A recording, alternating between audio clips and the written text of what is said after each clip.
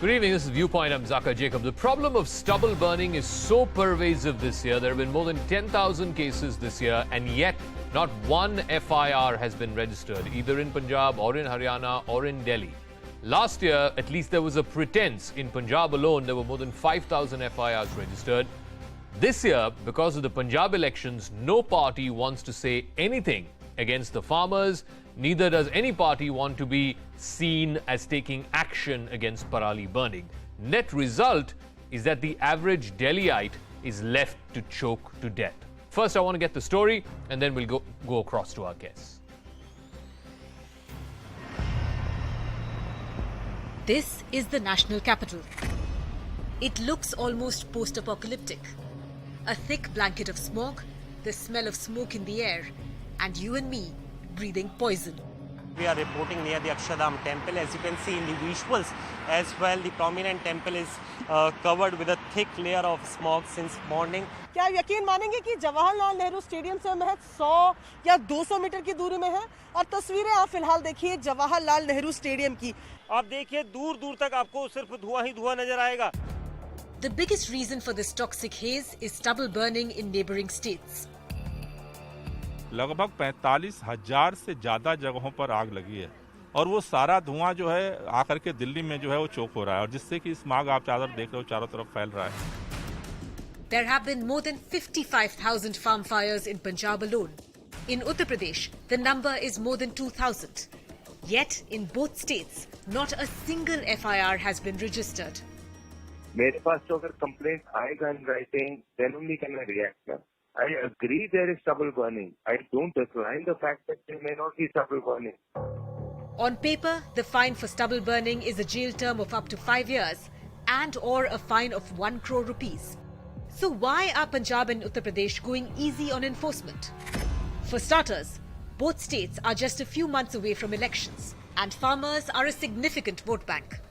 But farmers are already a miffed lot over the new farm laws. While the deadlock over the laws continues, the centre had agreed that farmers will not be penalised for burning stubble. So the vicious cycle continues. Stubble gets burnt and Delhi continues to choke. मात्रा कुछ नहीं दिखाई दे रहा है, road बिल्कुल सामने धुंध पूरी दिखाई दे रही है, बिल्कुल कुछ नहीं दिख रहा है। कुछ ज़्यादा दूर का नहीं दिखाई देता, मतलब 100-200 मीटर तक दिखाई देता है, इसके बाद नहीं दिखाई देता। This raises the question, are votes more important than Delhi's right to breathe clean air? All right, on the talking point, we'll be joined by Saurav Bharadwaj, spokesperson of the Aam Aadmi Party, Abhishek Dutt, spokesperson of the Congress, who will be joining us, Charu Pragya, spokesperson of the BJP, and Tanushree Ganguly is the program lead for Air Quality Council on Energy and Environment and Water. Let me start with you, Abhishek Dutt, because a bulk of the the stubble burning, the parali burning, seems to be happening in Punjab. 55,000 cases have been reported, and yet not one FIR has been registered. Why is that? Zaka, there's a very interesting article in all the Delhi newspapers today, which talks about the reason for pollution in Delhi. It's a research which is done by CSC, which very clearly says that vehicular movement is the biggest reason for pollution in Delhi. I don't know whether you've read this article, and all the newspapers are carrying this article today. The reason we must understand in Delhi, pollution is not a one-week problem. It is a problem that we Delhiites are facing 365 days a year. Throughout the year, whether it is January, February, March, April, May, June, July, we are facing air pollution as a very big issue. And how many people are losing life? But you will also agree, Abhishek, that the problem becomes far more acute in the months of November, December, especially with the onset of winter. And one of the reasons for that, the singular biggest factor for that is stubble burning. In fact, in last week, in the Diwali week, stubble burning was responsible for 50% of Delhi's air pollution. It's come down now to under 30%, but it is still a substantial factor. Zaka, we all know what happened on the night of Diwali. Mockery of the Supreme Court judgment, where the local government were responsible to make sure that there were no sale of crackers and no bursting of crackers. At the time when the Chief Minister of Delhi was doing his puja on a set, not in a mandir, we saw what happened in Delhi. In the last 4 years, I've never seen so many crackers being bursted. What happened on the Diwali night?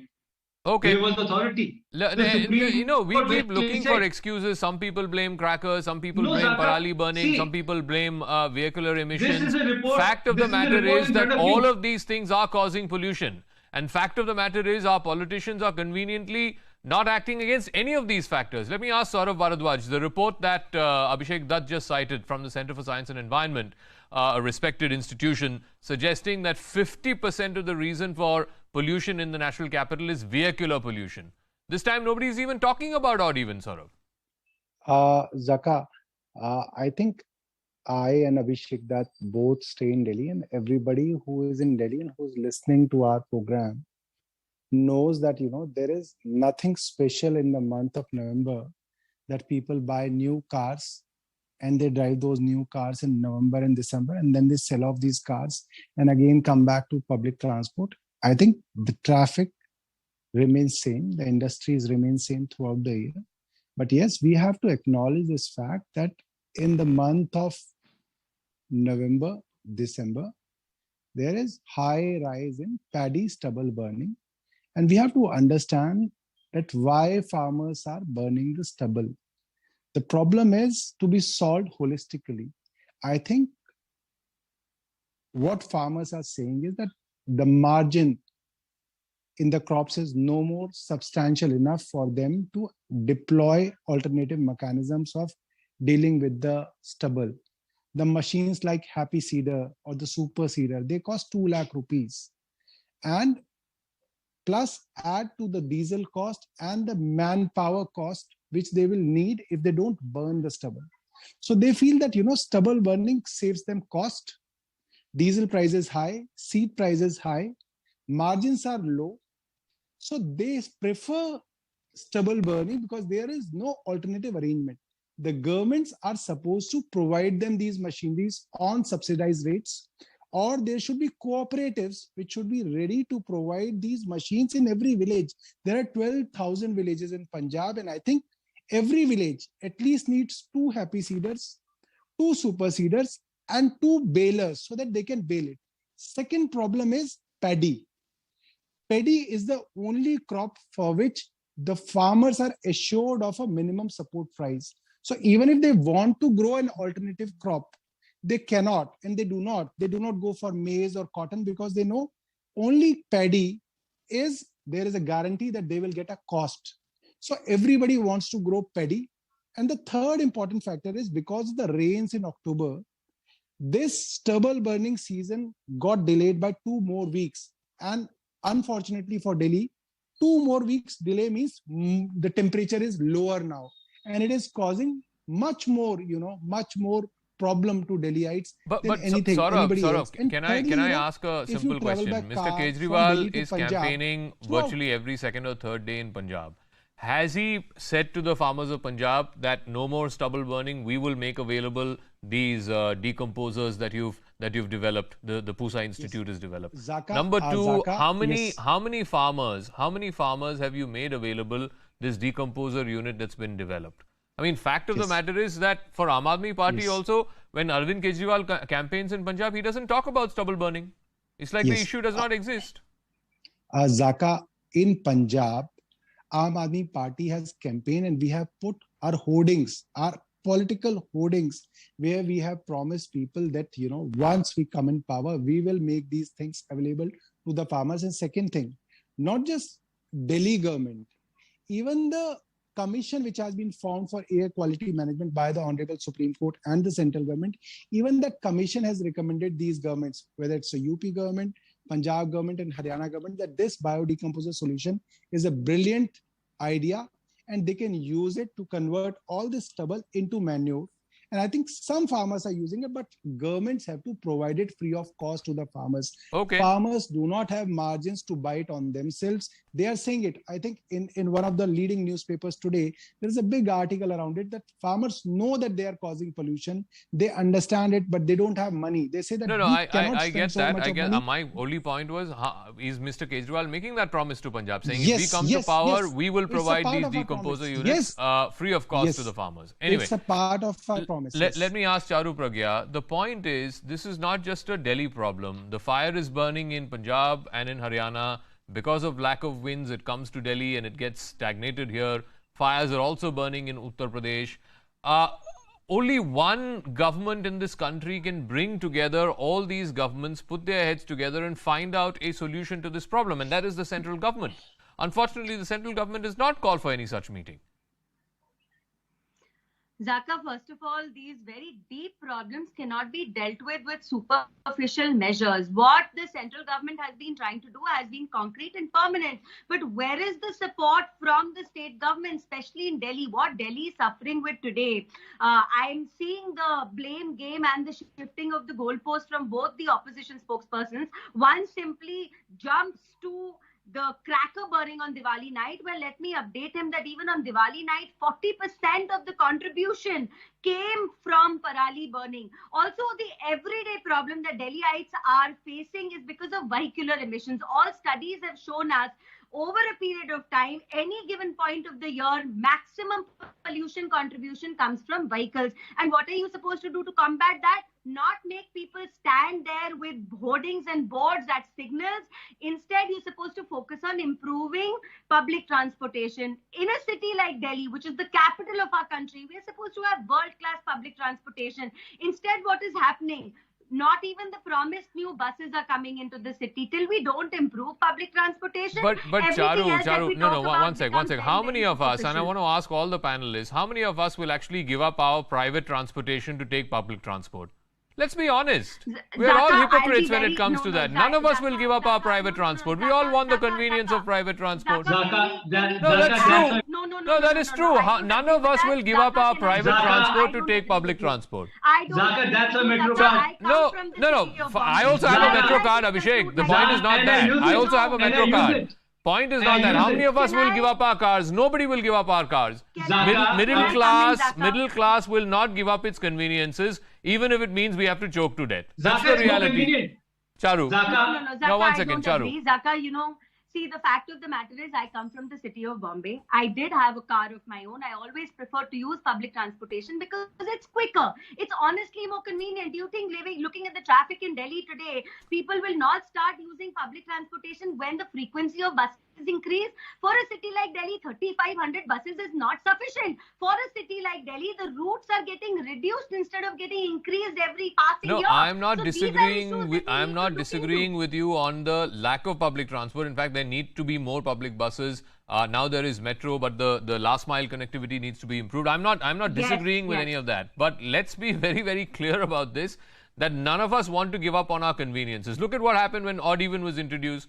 People either, bought a second car and paid money to get an alternate number. If you had an odd car, you would pay money to get an even number plate, and you would park that car at home and drive the second car. That's what happened net. But anyway, Tanushree Ganguly, one second. Tanushree Ganguly, here is this thing. The problem is we are blaming X, Y, Z, everything. Some people find it convenient to blame stubble burning. Some people find it convenient to blame Diwali crackers. Some people say vehicular emissions. As a result of which, we're not attacking any of these problems.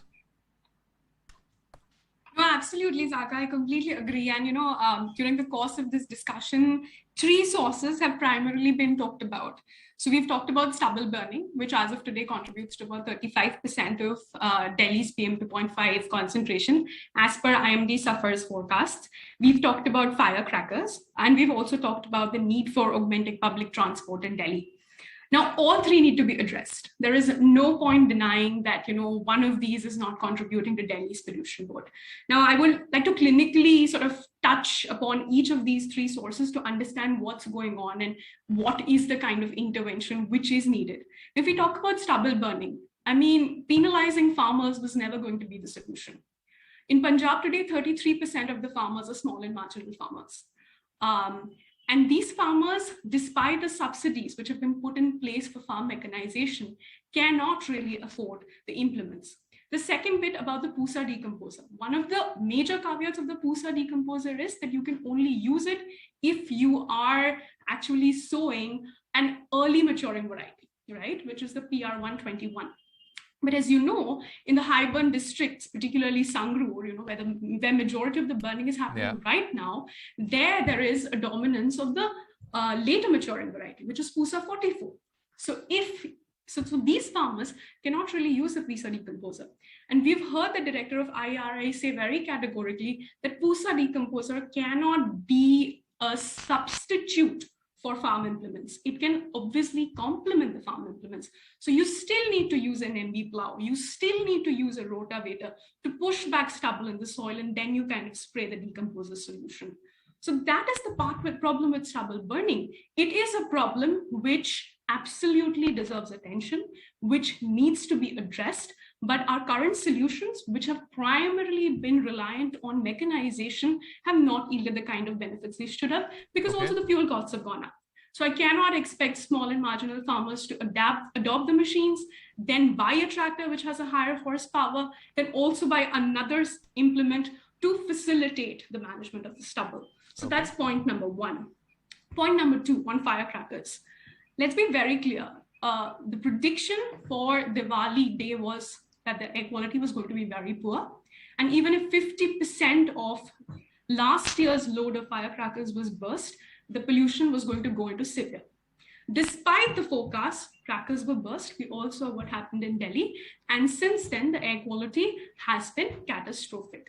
So while the base load from existing sources was already high, bursting of firecrackers added to additional load in Delhi's atmosphere. And the third and final point about public transport, yes, of course, there's the study which has come out, which says that, most of the pollution in Delhi right now is coming from vehicles.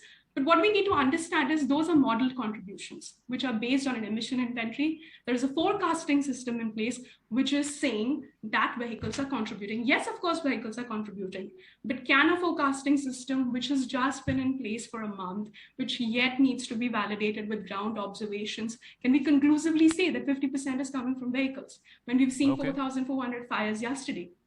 Okay. Bottom line, everything needs to be I get that. I and thanks for explaining, what the issue is as far as stubble burning is concerned and why farmers can't afford this.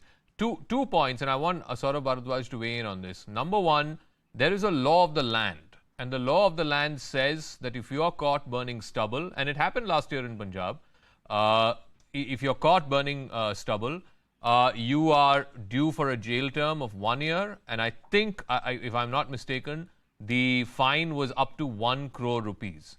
Now, in the back and forth on the farm laws, this is one of the laws that the farmers want repealed because they think this is too criminal. Well, fair enough. Go ahead and repeal the law, but please provide them the implements that are required to dispose of this parali without burning them.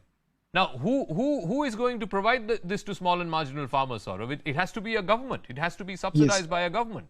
It can't be the private sector that's doing this.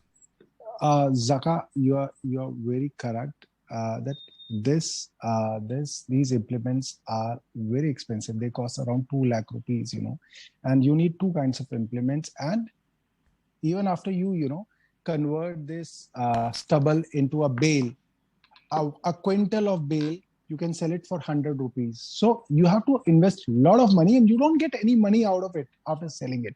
So government has to provide subsidy in everything. And that when I say government, it means the central government and the state government should come together, because state governments say that they don't have so much resources. So center and the state government should come together and they have to provide highly subsidized implements to the farmers, and the government has to buy the stubble also from them so that you can convert that into biomass, or you can convert it into ethanol. Then only there can be a solution. Otherwise, prosecuting farmers is not a permanent solution, because they will all do the same thing, and prosecution may not be a solution. You have to provide them with an alternative which is within their economical range, and then only they'll shift. Otherwise, they'll not shift. Okay, Abhishek Dutt, we have not seen any attempt, even in the new Punjab government under Mr. Channi, and supposedly he's a man of the soil, he's a man of the masses. We've not seen any attempt by the government to either, prosecute the farmers because that's the law of the land, or to make available to them these farm equipment, these farm constructs.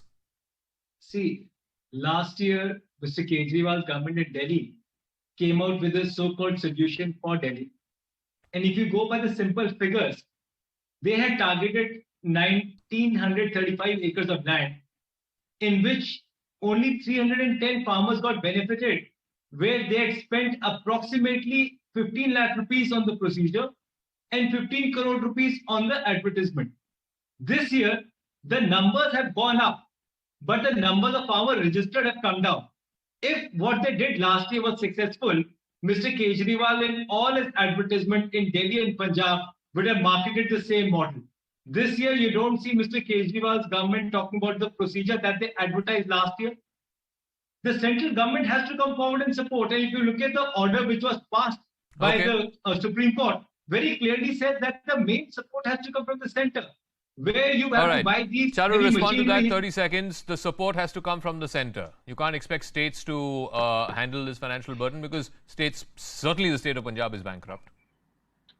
See, Zaka, you know, the truth of the matter is that whether it is Punjab or it is Delhi, it is run by opposition governments. So every time the union government takes a stand to improve the lives of farmers in every which way, whether it is helping them find an alternate to parali burning or to just make better lives, it is these opposition parties which are encouraging the protest. So one of the demands... But ma'am, parali burning is happening in Haryana and Uttar Pradesh also. Haryana, absolutely. Yeah, parali burning is happening in Haryana and Uttar Pradesh also. No. But if you see the number of concentrations from Punjab, the maximum impact comes from there. The way other governments are dealing it's with because it, of the type of crop. Either It is Delhi because or it is paddy.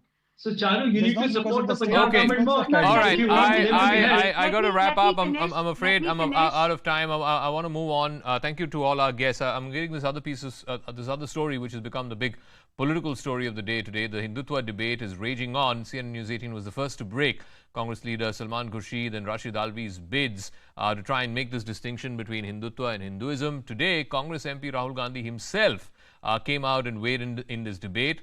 He echoed both Mr. Khurshid and Mr. Alvi by saying that there is a distinction between Hinduism and Hindutva. He says that Hinduism is not about killing or beating up people. The BJP is hit out at Rahul Gandhi, accusing him of spreading hate.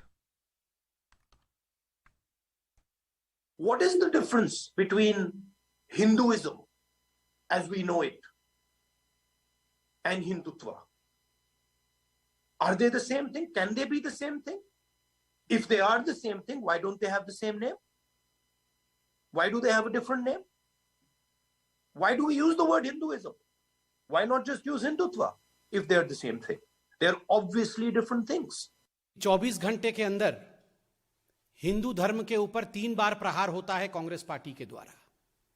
Salman Khurshid, Alvi साहब और अब स्वयं उनके सबसे बड़े नेता राहुल गांधी द्वारा। कांग्रेस का और गांधी परिवार का चरित्र रहा है कि जब भी उनको मौका मिलता है तो हिंदू धर्म के ऊपर प्रहार जरूर करते हैं, अवश्य करते हैं। भगवान श्री राम के ऊपर अविश्वास जरूर व्यक्त करते हैं। This pathological hatred for Hinduism amongst the Congress leader gets its traction, gets its energy from Mr. Rahul Gandhi and from the Gandhi family.